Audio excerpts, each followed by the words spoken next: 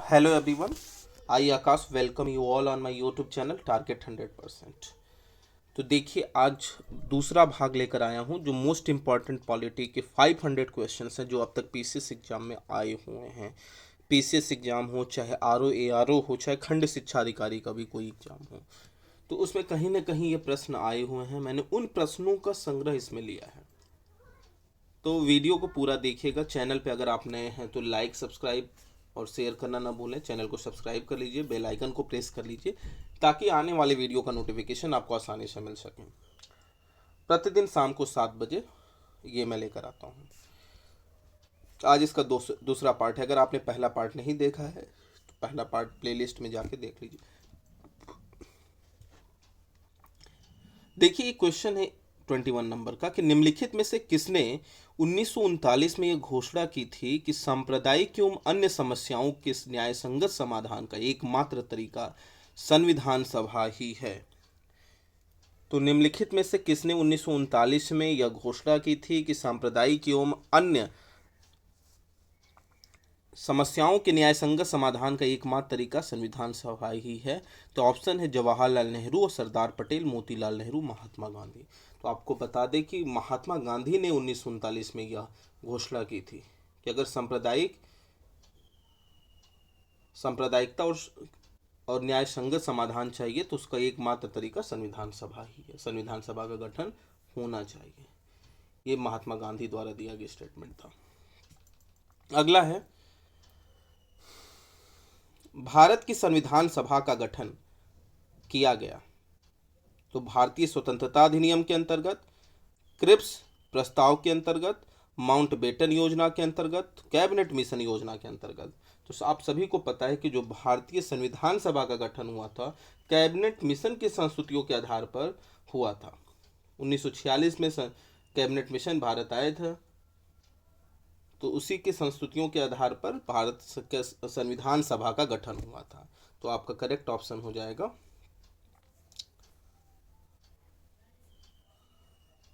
Cabinet mission की योजना के अंतर्गत। तो स्टूडेंट्स आपको बता दें कि जो पहला है भारत स्वतंत्रता अधिनियम। भारत स्वतंत्रता अधिनियम ब्रिटिश संसद में 4 जुलाई 1947 को भारतीय स्वतंत्रता अधिनियम प्रस्तावित किया गया, जो 18 जुलाई 1947 को स्वीकृत हुआ था।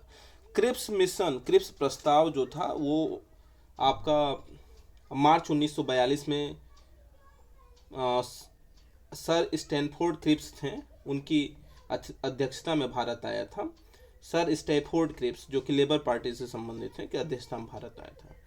देखिए इस मिशन का मुख्य उद्देश्य भारतीय नेताओं, मुख्यतः जो भारतीय नेता थे, कांग्रेस व मुस्लिम लीग के नेता के सहयोग से युद्ध काल में भारतीयों को सहयोग प्राप्त करना था।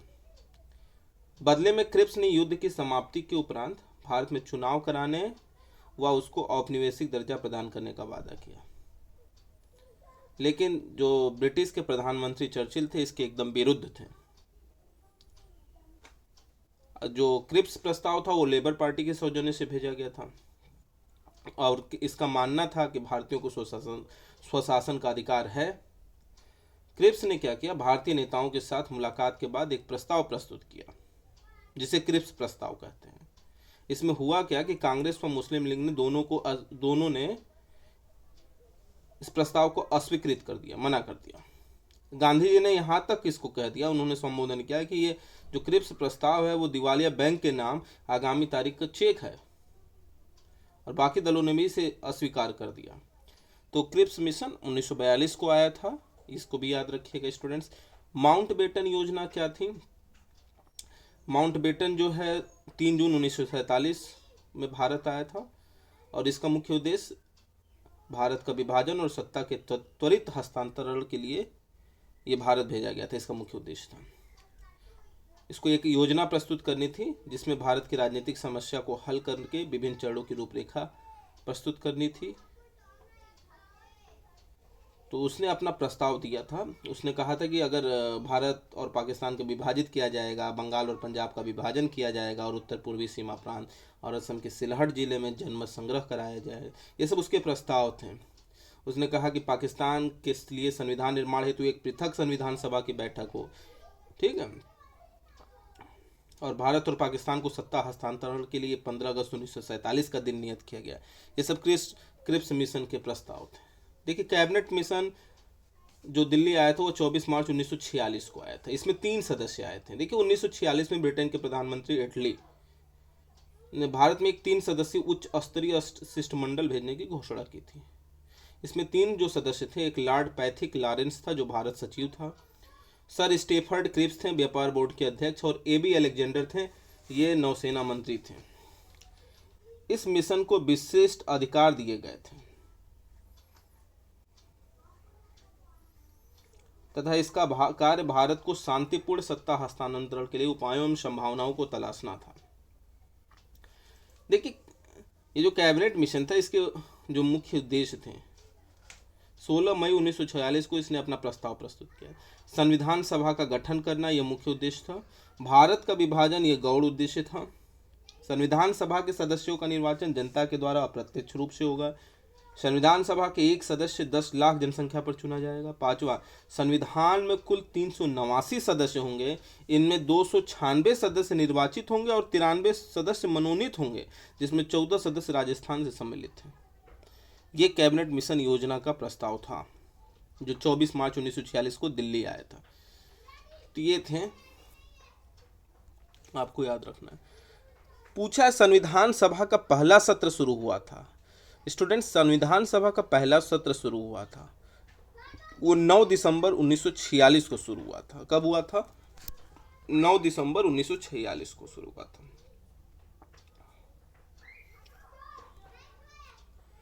भारतीय संविधान सभा के प्रथम दिन के अधिवेशन की अध्यक्षता इन्होंने की थी। किसने भाई की थी? जो अस्थायी अध्यक्ष थे 9 दिसंबर 1946 को डॉक्टर सच्चिदानंद सिन्हा अस्थायी अध्यक्ष जो चुने गए थे। तो पहले अधिवेशन की अध्यक्षता तो वही करेंगे ना, तो doctor Sachchidanand Sinha will be the correct option.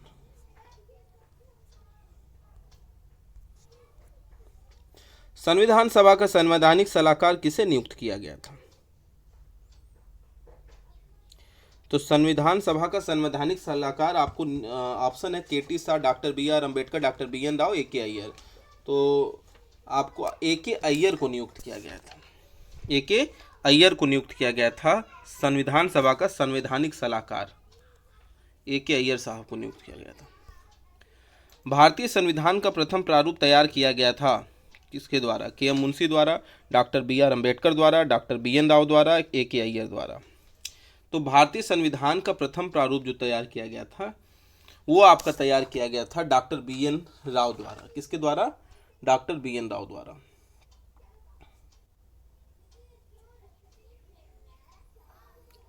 देखिए, BN राव द्वारा तैयार किए गए जो संविधान के प्रारूप पर विचार विमर्श करने के लिए 29 अगस्त 1947 को एक प्रारूप समिति का गठन किया गया और इसके अध्यक्ष डॉक्टर भीमराव अंबेडकर को चुना गया। प्रारूप समिति के सदस्यों की संख्या 7 थी, यह भी याद रखिएगा। और संविधान सभा में डॉक्टर अंबेडकर का निर्वाचन पश्चिम बंगाल से हुआ था। 7 सदस्य थे। वो 7 सदस्य कौन थे ये भी मैं बता देता हूँ। N गोपाल स्वामी अयंगर थे, अल्लादी कृष्णा स्वामी अय्यर थे, कन्हैयालाल मणिकलाल मुंशी थे, सैयद मोहम्मद सादुल्ला थे, N माधव राव थे और DP खेतान थे। DP खेतान की नियुक्ति 1948 में T कृष्णाचारी की मृत्यु के बाद हुई थी। DP खेतान, तो याद रखिएगा। पहले डॉक्टर भीमराव अंबेडकर अध्यक्ष थे, N गोपाल स्वामी अयंगर, अल्लादी कृष्णा स्वामी अय्यर, कन्हैयालाल मणिकलाल मुंशी यानी KM Munshi, Syed Mohammad Sadulla, N Madhav Rao, DP Khetan, ये थे। तो जो BN राव ने तैयार किया था जो प्रथम प्रारूप था। संविधान निर्मात्री परिषद की झंडा समिति के अध्यक्ष कौन थे? तो डॉक्टर राजेंद्र प्रसाद थे संविधान निर्मात्री परिषद की झंडा समिति के अध्यक्ष। कहीं कहीं JB कृपलानी भी लिख देता, लेकिन राजेंद्र प्रसाद ही थे। भारतीय संविधान को संविधान सभा द्वारा अंगीकृत किया गया था।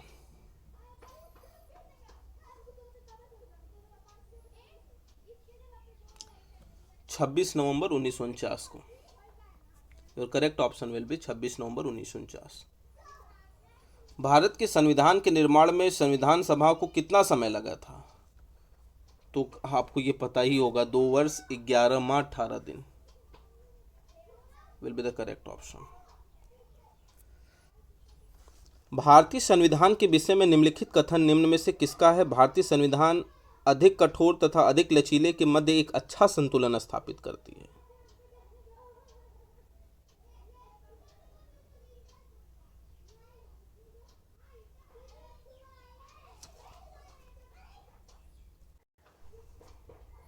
Your correct option will be KC wear. KC wear, C will be the correct option.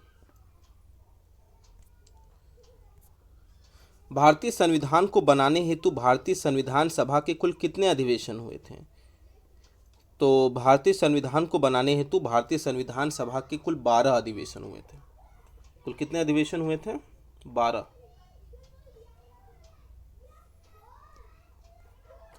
किसने कहा था संविधान सभा कांग्रेस थी और कांग्रेस भारत था? संविधान सभा कांग्रेस थी और कांग्रेस भारत था, ये स्टेटमेंट ऑस्टिन का है। ये स्टेटमेंट ऑस्टिन का है।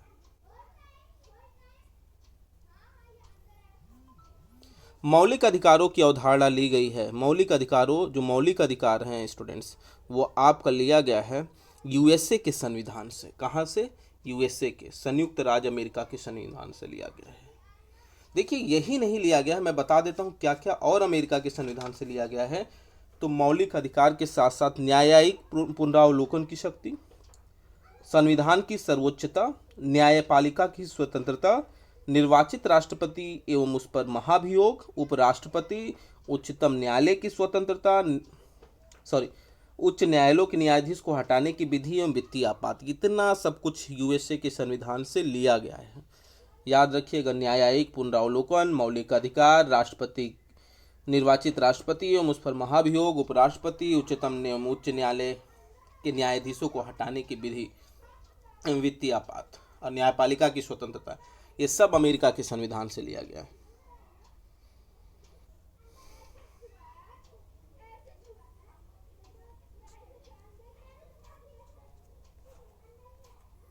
भारतीय संविधान सभा में कुल कितनी महिलाएं सदस्य थीं? महिलाएं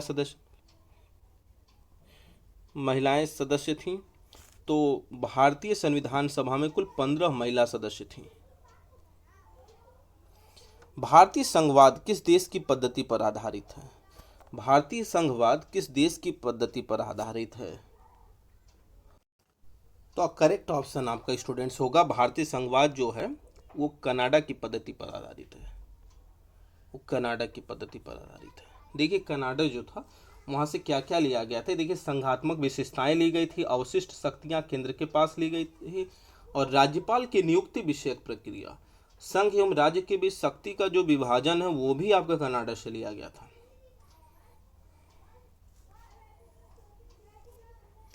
भारत के संविधान में समवर्ती सूची की अवधारणा गृहीत की गई है। समवर्ती सूची की अवधारणा ऑस्ट्रेलिया से ली गई है। देखिए, ऑस्ट्रेलिया हमेशा क्रिकेट की सूची नंबर 1 पे रहा है, इसलिए समवर्ती सूची याद रखिएगा वो ऑस्ट्रेलिया से ली गई है। ऑस्ट्रेलिया से समवर्ती सूची के साथ साथ प्रस्तावना की भाषा ली गई है स्टूडेंट्स। प्रस्तावना की भाषा स्टूडेंट्स ली गई है। केंद्र एवं राज्य के बीच संबंध तथा शक्तियों का विभाजन लिया गया है, और संसदीय विशेषाधिकार भी लिया गया है ऑस्ट्रेलिया के संविधान से। संसदीय विशेषाधिकार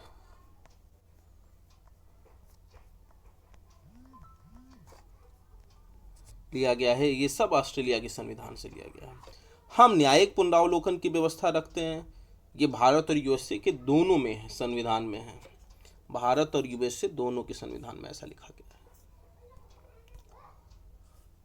38वां, भारतीय संविधान में सन्निहित मूल अधिकारों की अवधारणा किस देश के संविधान से ग्रहण की गई है? देखिए, मूल अधिकार जो थे वो भी अमेरिका से, मैंने आपको स्टार्टिंग में बताया है कि मूल अधिकार अमेरिका से, संयुक्त राज्य अमेरिका के संविधान से लिया गया है। क्या क्या लिया गया अमेरिका के संविधान से?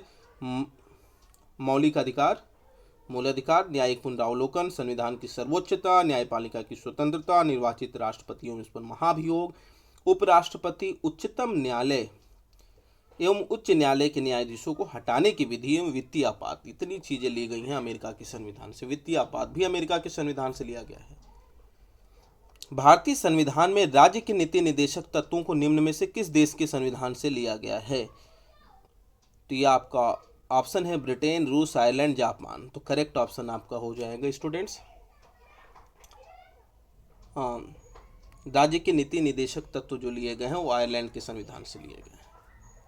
कहाँ से लिए गए स्टूडेंट्स? आयरलैंड। नीति निदेशक तत्व, राष्ट्रपति के निर्वाचक मंडल की व्यवस्था, राष्ट्रपति द्वारा जो मनोनयन होता है राज्यसभा में, साहित्य, कला, विज्ञान तथा समाज सेवा इत्यादि के क्षेत्र में ख्याति प्राप्त व्यक्तियों का जो मनोनयन होता है वो भी आयरलैंड के संविधान से लिया गया है। साहित्य, कला, विज्ञान तथा समाज सेवा इत्यादि के क्षेत्र में ख्याति प्राप्त व्यक्तियों का जो मनोनयन होता है वो आयरलैंड की संविधान से लिया गया है। जो राज्यसभा में मनोनीत सांसद होते हैं वो राज्यसभा की आयरलैंड के संविधान से लिया गया। मोस्ट इंपॉर्टेंट है, याद रखिएगा। भारतीय संविधान में मौलिक कर्तव्यों का विचार कहाँ से लिया गया है? जो फंडामेंटल ड्यूटीज है वो आपका लिया गया है रूस के संविधान से। सोवियत संघ, रूस के संविधान से लिया गया है। स्टूडेंट्स, कहाँ से लिया गया है? रूस के संविधान से। मौलिक कर्तव्यों का प्रावधान। जापान से लिया गया विधि द्वारा स्थापित प्रक्रिया। ब्रिटेन से मैंने बता दिया, अमेरिका से भी मैंने बता दिया।